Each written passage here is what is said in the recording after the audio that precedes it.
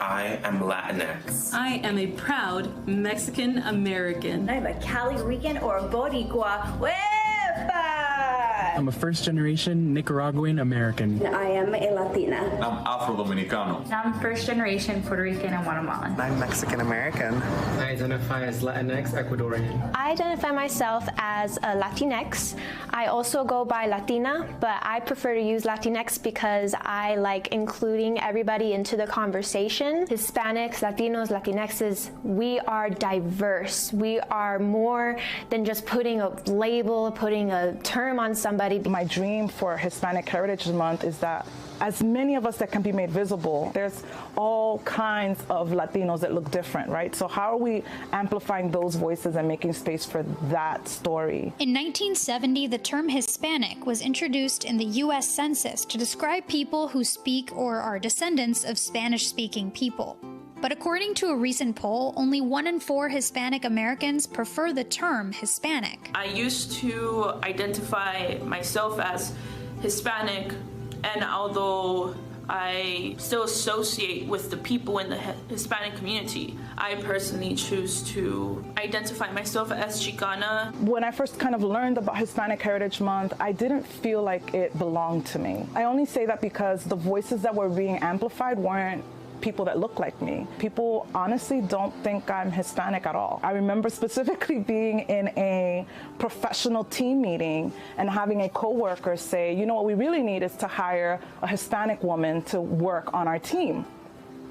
I had been on the team for 5 years. And so I looked at her because I thought it was a joke, and she literally wasn't joking. Over time, that's been the hardest part. This is not what people think of when they see Latinidad. They expect somebody who has a bit darker skin, somebody who knows Spanish completely, no mess-ups when they try to speak the language. And because of the way that I sound when I speak Spanish, the way I sound with an American accent, it was difficult for me to say that I'm Latina because it didn't really fit with me. So I would always tell people I'm half Mexican or I'm Hispanic. Knowing the language conversationally, fluently, for me is not an important part of having a Latino identity.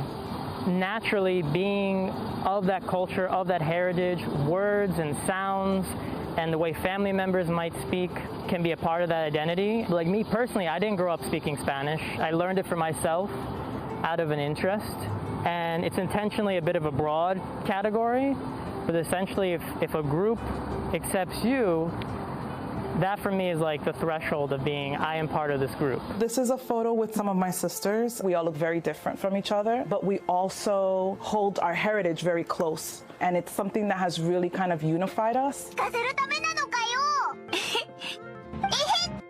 What drove me to go onto TikTok was mostly because I wanted to share my own life with people. ¿Cómo se dice car?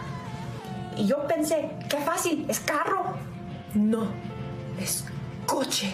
So the very first one that blew up, it was about when I was talking to my Spanish teacher and I used the word alberca for pool instead of piscina, which is the traditional Spanish word. And I ended up not getting a good grade because of it. And so many people reacted the same way, that they had their Spanish teacher fail them over those kinds of things. I couldn't believe that there was so many people out there who had experienced the same things as me.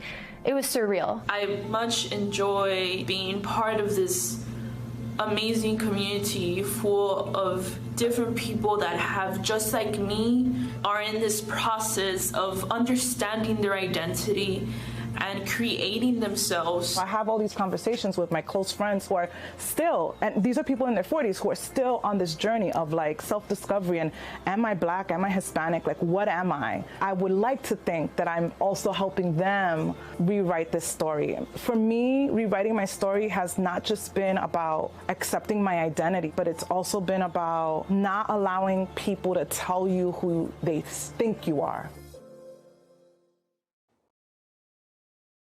Thanks for watching our YouTube channel. Follow today's top stories and breaking news by downloading the NBC News app.